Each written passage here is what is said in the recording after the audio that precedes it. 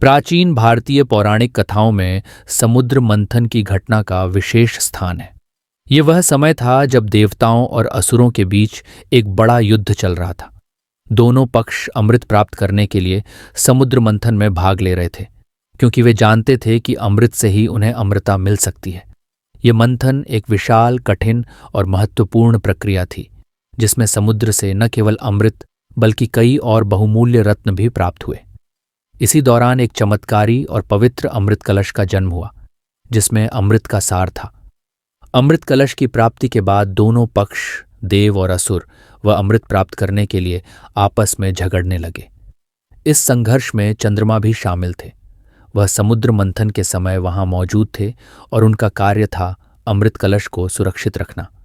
लेकिन चंद्रमा, जो पहले ही अपनी मोहक और शांतिमय उपस्थिति के लिए प्रसिद्ध थे, इस महत्वपूर्ण कार्य में कुछ चूक कर गए।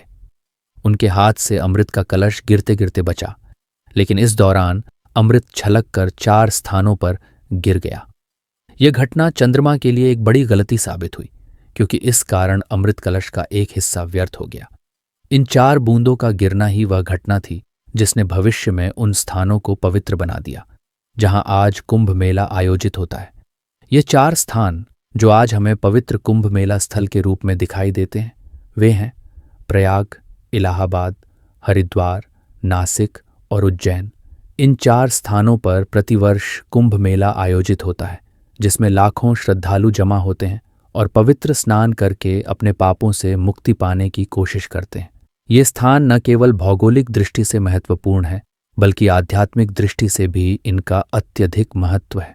कुंभ मेला सिर्फ एक धार्मिक उत्सव नहीं, बल्कि यह एक अद्भुत सांस्कृतिक और सामाजिक आयोजन है।